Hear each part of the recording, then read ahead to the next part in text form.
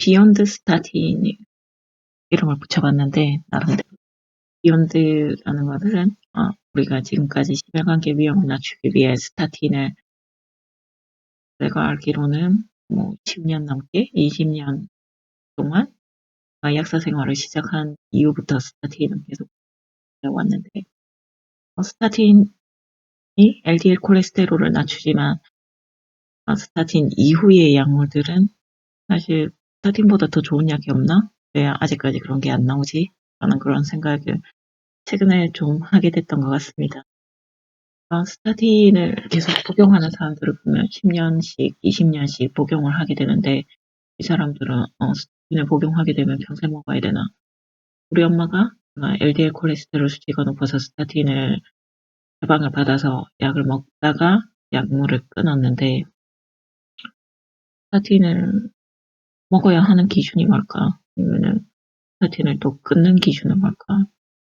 뭐 내가 안 먹고 싶으면 안 먹는 거지 라고 생각할 수도 있고 아니면은 병원에서 의사들이 처방을 할 때 스타틴을 언제까지 드십시오 이런 말들을 하지 않기 때문에 환자들이 가장 중요하게 생각하는 부분은 스타틴을 왜 먹어야 되고 나는 LDL 콜레스테롤이 지금 현재까지도 정상 수치인데 왜 계속 이런 질문들을 사실 실제 약국 현장에서 많이 받고 있습니다.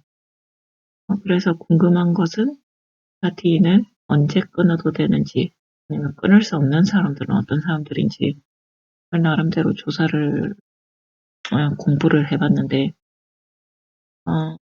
일단은 모든 약물의 기본 원칙은 benefit vs risk ratio를 따라서 이 약물을 먹었을 때 이점이 해로움을 상회한다. 유식하게 표현한 거고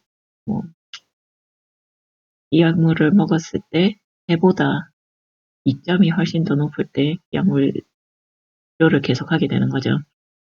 그러면 베네핏이 높은 군은 어떤 군이고 베네핏이 먹거나 안 먹거나 별 차이 없는 환자들은 어떤 군에 속하는지 보면 베네핏 하이 그룹은 아이고 이렇게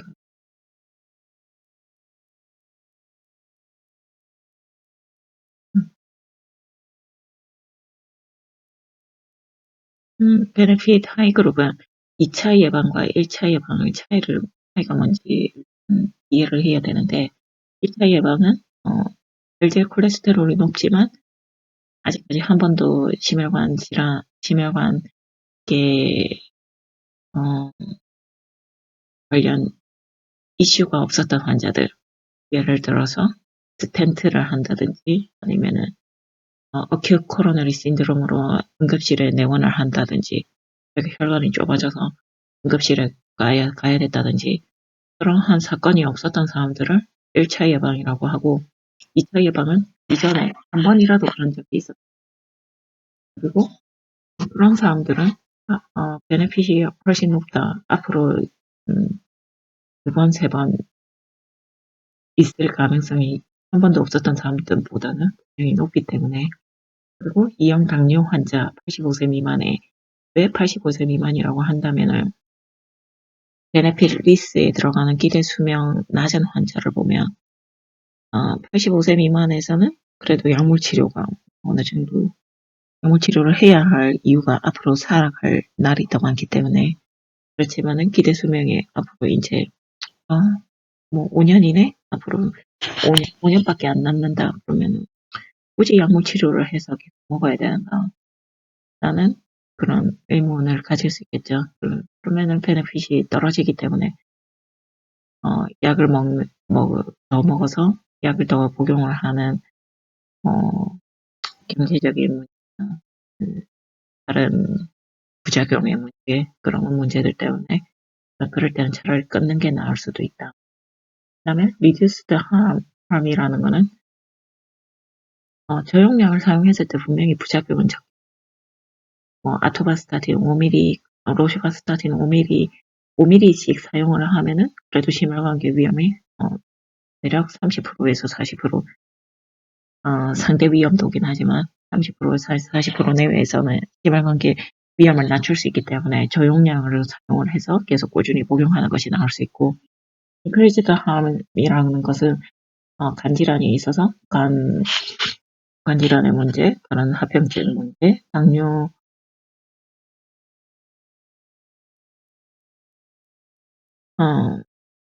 정확하게 알려진 바는 없지만 스타틴으로 인해서 또 혈당이 높아지고 혈당이 조절이 잘 안 되는 경우, 그런 경우에는 스타틴을 복용을 안 하는 것이 낫다. 그리고 상호작용 약물을 들어보면은 마크로라이드 항생제의 복용이라든지 페노피브레이드 같은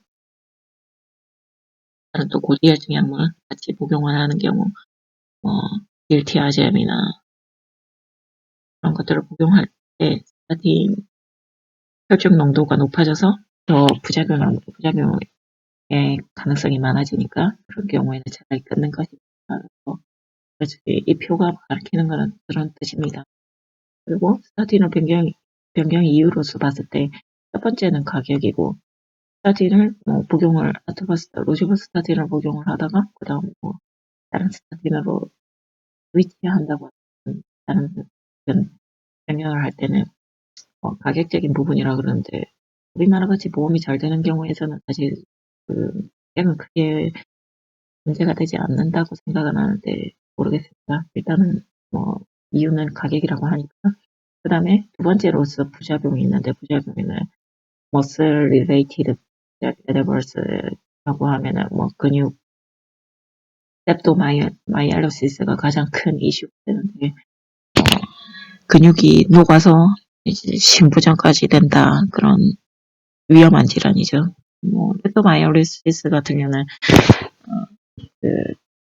예후로서 다크 유린이라고 해서 소변이 브라운색이나 좀 갈색, 짙은 갈색, 이런 색, 근육의 문제. 그래서 스타틴 복용을 중단하는 경우고, 그다음에 갑자기 퍼티그 피로감이 막 거나, 그다음에 코그니션 메모리라고 있는데, LDL 콜레스테롤을 낮춘다고 하면은 얼마나 낮춰야 하는가의 문제에서, 콜레스테롤이 우리 몸에 반드시 호르몬이나 다른 콜린 같은 신경계 뇌 콜린도 콜레스테롤에서 만들어지지 않나요? 모르겠는데 어쨌든 그런 인지나 메모리 정상이 아닌 치매, 그런 것이 올 때 콜레스테롤을 너무 낮춰서 그런 게 아닌가 의문이 들 수도 있으니까 왜 끊게 된다. 네? 심혈관 전류위험이라고 갑자기 했는데, 스타틴은